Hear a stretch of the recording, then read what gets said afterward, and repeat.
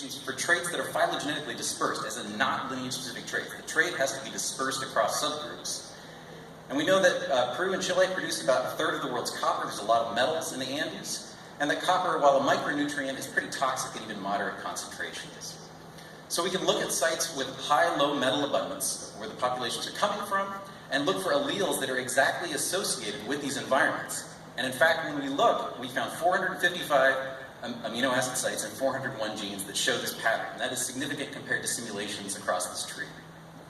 And when we look at genes that have multiple alleles, protein changes that occur in this exact pattern, they in fact have a role in either metal detoxification or make use of a metal cofactor, indicating strong evidence that what we're seeing is parallel environmental selection.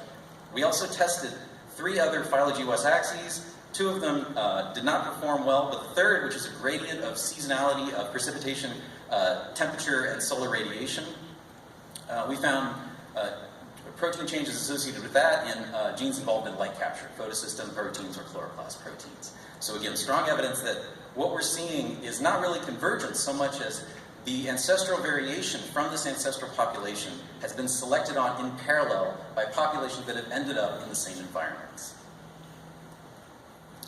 So putting this all together with the wealth of species range data that we have for this group, we can see how on the map how these lineages probably left, the ancestral groups are entirely restricted to the Atacama and probably migrated up through the coastal desert due to probably some climate-mediated changes.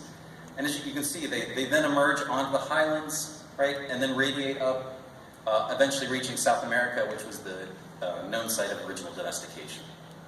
So we get this sense that coming from out of the desert, and we think of tomatoes as, you got to water your tomatoes a lot, they need a lot of water. But in fact, we're going from a desert ancestor to this wealth of forms that live all over the Andes, quite rapidly. Moving forward with this approach, I'm interested in continuing this work in other Andean groups through a project we call geogenomics, where we're interested in reconsidering not only groups that have lowland vicariance and highland migration, right, the more classical systems, but also looking specifically at adaptation up the eastern slope in particular. And we're working in a site where you can walk from environments in dry highlands down through the cloud forest and into the rainforest in just a short day's hike. So these are really steep climbs. And what we're going to look at are several genera that we've identified that have really high beta diversity all up the slope. So we have dozens of genera where we have this really high beta diversity of altitudinal range for different species. So we're going to take this tomato approach, right, this environmental the environmental approach, and look at adaptations to altitude in this range. And the goal of this, ultimately, is to take this information about the evolutionary history of how plants have adapted to potentially the uplift of the Andes, and put it with other data from this huge consortium that includes geologists, climate and hydrological scientists, and paleontologists, to overlap our error bars, essentially, and come up with a new integrated model of the Andean uplift that takes into account not only new geological evidence, but also phylogenomic evolutionary histories, as well as new climate data. So I'd like to conclude by saying that I think my message from this group is that when we look at gene tree discordance, we don't need to always treat it as noise, and in fact it provides us a wealth of informative contrast, and that the context of this contrast matters a lot. We can take this high amount of discordance and start to run not just descriptions, but in fact really substantive tests to detect integration, identify adaptation, infer environmental selection, and quantify ancestral variation. And also, I think this also shows that one potential of genomic data is not just increasing the quantity of our data to support simple narratives from one cause, not simply to bolster support for a simple narrative, but also to help us to disentangle really complex narratives of how species variations are occurring. That we use to make this tree, which largely agrees with other coalescent and reconciliation methods as well. And this tree has 100% bootstrap support at every node, except above 90 at the 2 with stars.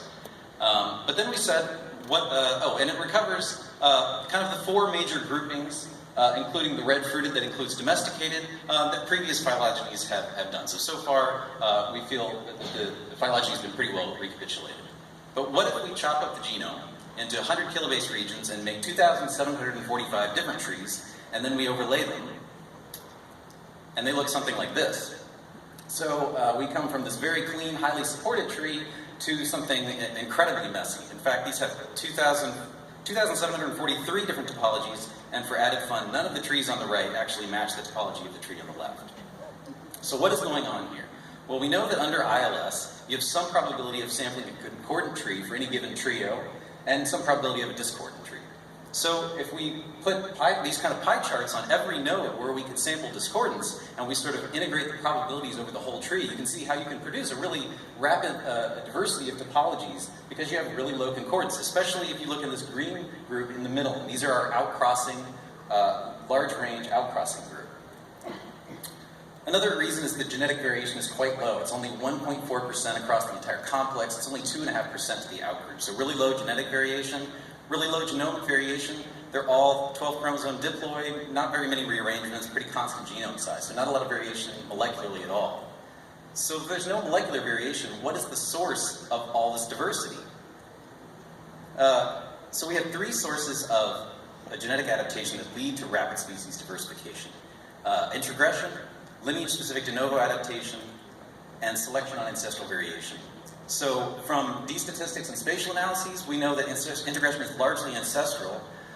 We can also do these d-statistics and chroma plots where we look that under ILS, this is a stochastic process, so when we plot out the different possible phylogenies across a chromosome spatially, under ILS these should be diffuse, and if we have localized integressions, these should appear as spatially localized regions of a discordant phylogeny where it's enriched.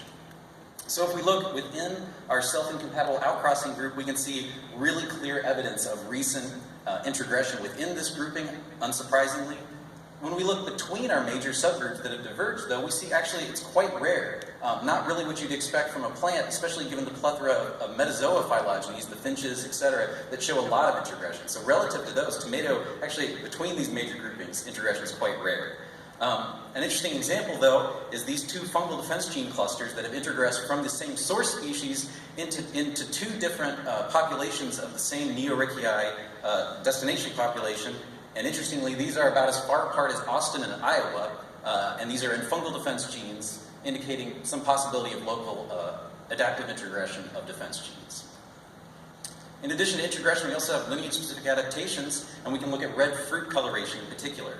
So all the red-fruited species in tomato are monophyletic, so we can look at what molecular changes are occurring on this branch by inferring gene trees. If the ancestral branch leading to the subgroup exists in our gene tree, remember lots of discordance, we can test for positive selection on the branch, and then we can count the genes under selection for 3 of the major subgroupings.